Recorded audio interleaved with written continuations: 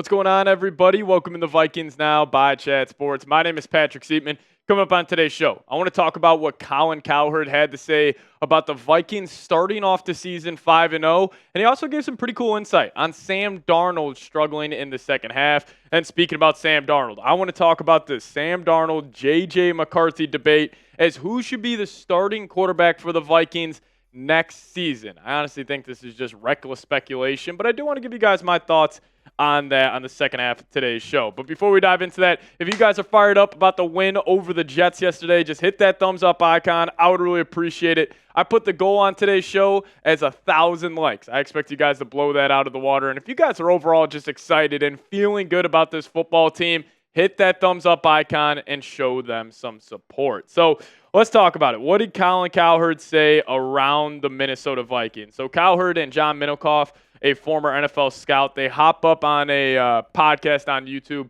with The Volume, which is Cowherd's network, and they just talk about each game from the day. And I thought what Colin Cowherd had to say around the Vikings was very interesting. So this was following the 23-17 win.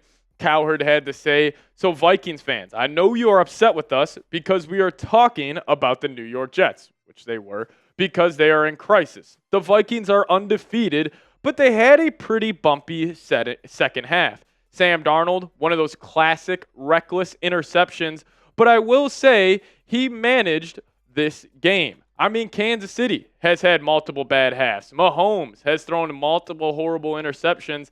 So Darnold is allowed to have some, he throws the ball downfield. And, I actually do agree with what Cowherd was saying. It's like, I feel like, I've been getting on the show for the last couple of weeks saying, hey, Vikings fans, take those preseason expectations you have over this football team and throw it out the window. But almost I feel like it's been too overreactionary from Vikings fans where it's like, if we have a bad drive, if we have a bad quarter, people are acting like the building and the organization is crumbling down.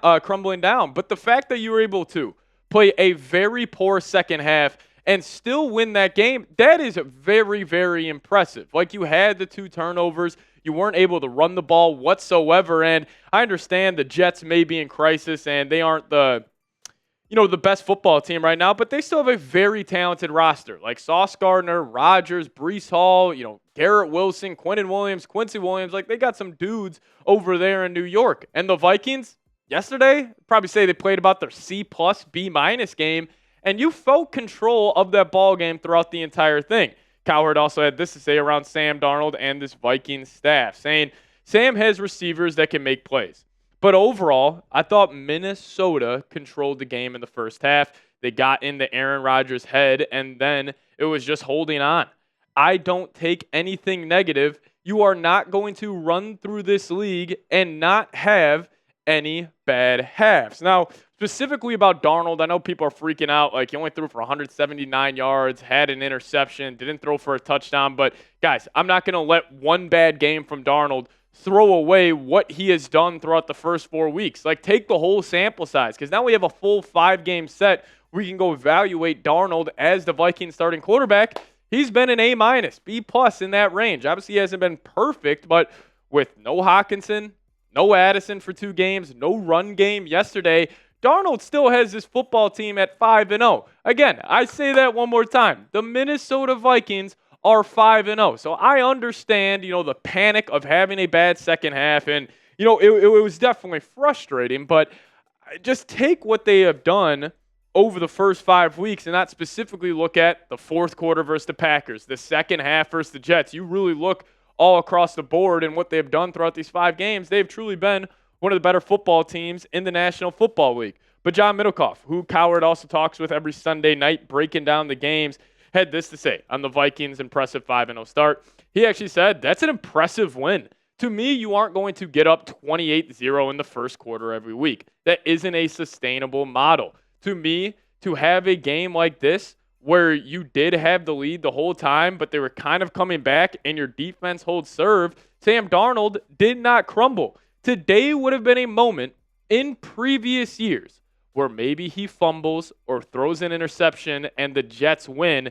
That did not happen today. Now, I know this may sound crazy to you guys, but that quote from Middlecoff about, talking about the old Darnold and how that really could have spiraled out of control, it actually got me to think. I was impressed with Darnold yesterday. He understood. He was a perfect game manager. Yes, that turnover in the fourth quarter, it was bad, but it ended up just necessarily being like a 30-yard punt. I mean, he took a chance downfield, just couldn't really layer the football over the linebacker and underneath the safety. But, I thought that was a great point. Like in the past, in his career, this would have been a game in the fourth quarter. Vikings get the ball back, 2017. What did he do? He found number 18, Justin Jefferson, over and over again. They were able to drive down and get a field goal drive out of it. But in the past, Darnold could have fumbled the football. He could have had a turnover. So, overall, I am just very impressed with what number 14 has done. I'm impressed with this Vikings team, and I'm not just going to let a bad half of football, completely change what I think this team can truly be. And what that team is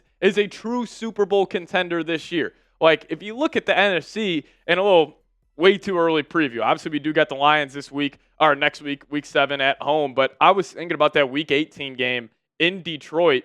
That's probably for the division, and that's probably for the number 1 seed in the entire NFC. That's going to be a massive football game. So, the Vikings, they set themselves up. You're 5-0. You got through that hard part of your schedule. But following this bye, it's just going to come down to stacking wins. And, if the Vikings do have a first-round bye in the playoffs, I mean, you just got to win one game at home against a wild card team. And if you look at that, you're hosting an NFC championship game with a chance to go to the Super Bowl. I can't believe it. But there's a lot of negativity around Sam Darnold.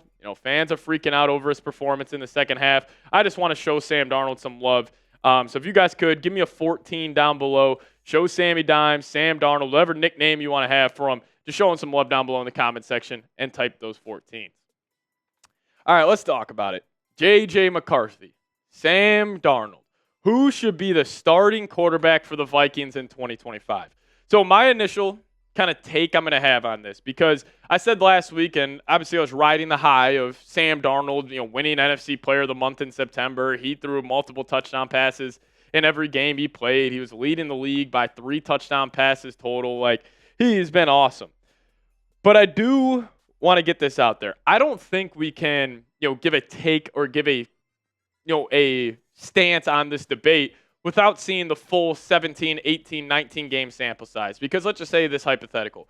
Vikings make the playoffs. Let's just say they win 12 games, but they lose to the Lions in that last week. They play a wild card game, and you got to go travel to, let's just say San Francisco. Maybe they get the 4th seed and win that division. Like, you lose that game, necessarily a disappointing year. But, I just think when it comes to this debate, you got to weigh in a bunch of different things. Is this Sam Darnold, or is this the support system? Because I have said, I think the Vikings have the best support system for a quarterback in the entire National Football League. Now, obviously, Kansas City would be up there just because you got Andy Reid, the QB whisperer. But, you got a great head coach in Kevin O'Connell, elite offensive play caller. You got unbelievable weapons on the outside. And you also got one of the better offensive lines and one of the better tackle duos in the league. So if you think, like, Kevin O'Connell can just replicate this with J.J. McCarthy, then you roll with J.J. McCarthy. Like, if you really do believe this is the support system, this is the organization, this is, what is leading to the success of Darnold so far this season, then you ride with J.J. And, I think if I had to call it right now, it's going to come down to the contract and free agency. I think the Vikings are going to want to keep Darnold. And I think they're probably going to offer him maybe a 2-year, $40-45 million deal. But let's just say Darnold goes out there and he tears it up. He leads the Vikes to an NFC Championship game, and you got another team, let's just say like the Raiders or one of these other organizations who are looking for a quarterback.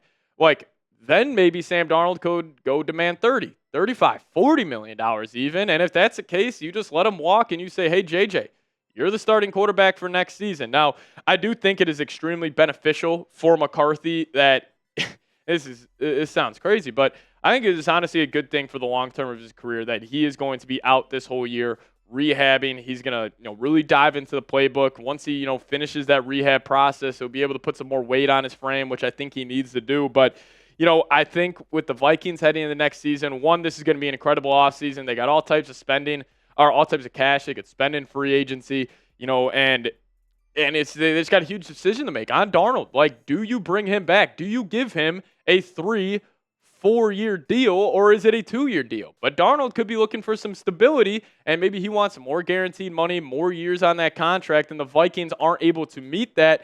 It's honestly very reminiscent of what the Vikings did last year with Kirk Cousins. Like, I guarantee you, Kwesi, the front office, they sat down with Kirk. They said, hey, we're going to offer you a 3-year, $90 million deal fully guaranteed. I don't know the exact numbers on that, but I'm just speculating.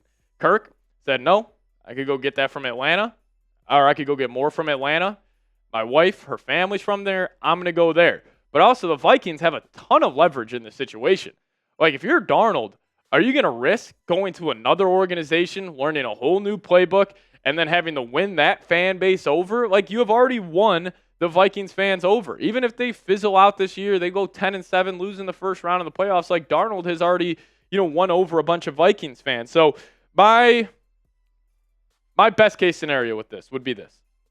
Obviously, the Vikings go on, make the Super Bowl this year, yada, yada, yada.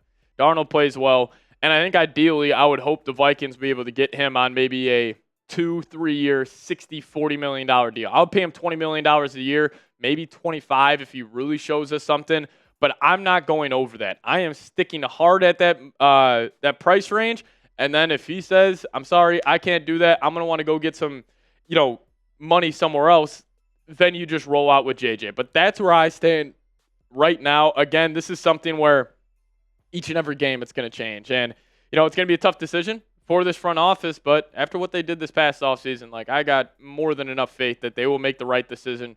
They'll go look at the numbers. They'll go look at the film. And they'll really determine, can they replicate what they did with JJ or with Sam Darnold with JJ McCarthy? And I do want to throw this out there.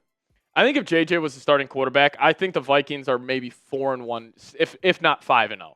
Like, this defense is the story. The weapons are the story. Kevin O'Connell is the story. I love the way Sam Darnold has played.